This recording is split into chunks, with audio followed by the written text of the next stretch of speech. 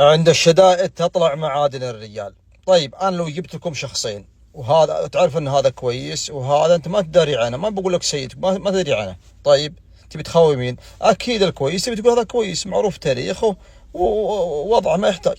لكن هذاك تبي تعرف انه وقت الشده تبي تطلع معادن الرجال.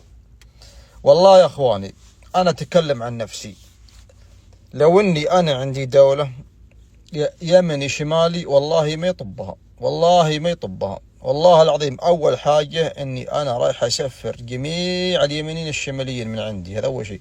الشيء الثاني والله ادعم الجنوب استقلاليته. ليش؟ لانك انت كيف اشخاص، يعني اشخاص مرتعين عندك عشرات السنين مستفيدين منك، كيف وقت الأزمة وقت حاجتك معهم يروحون ينضمون مع عدوك ويبقبقون عليك ويتشتمون فيك؟ يعني انضموا مع عدوك اللي ما فاتهم بشيء راحوا انضموا معه، وأنت اللي تكرمهم راحوا ينبحون عليك. هذا الأشخاص وش تسوي فيهم؟ تدري وش السالفة؟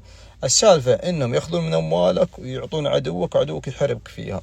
فوالله الحل والله العظيم أنا أقول لو لي الأمر والله لا أسفرهم. اليمنيين الشماليين والله إني لا أسفرهم، هذا أول شيء. الجنوبيين والله إني لا أدعمهم وأدعمهم باستقلاليتهم، والله العظيم إني لا أكرمهم. إنك إذا كرمت الكريم ملكت، إذا كرمت اللئيم تمردا.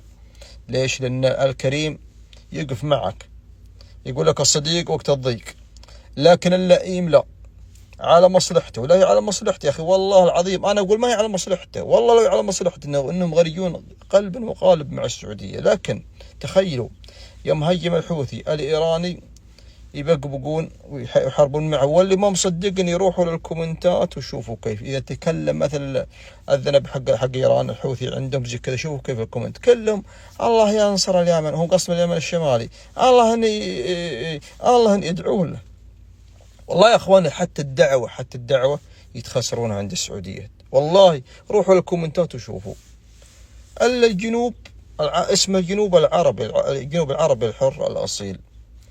أنا ليش أنا أتكلم بالواقع؟ لأنك أنت مستحيل أنك واقعك الخاص أنك تصير عندك خوي سيء أو جار سيء أنت ما تتعايش معه، راعي المصلحة ما تتعايش معه.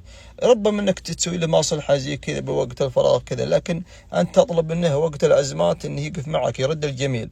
لكن تخيلوا وقت الأزمات زي كذا راحوا انضموا على الحوثي ويبقبقون معه، ولا ما مصدقني يروح زي ما قلت يروحوا وسائل التواصل الاجتماعي ويروحوا للكومنتات ويشوفوا بعينكم.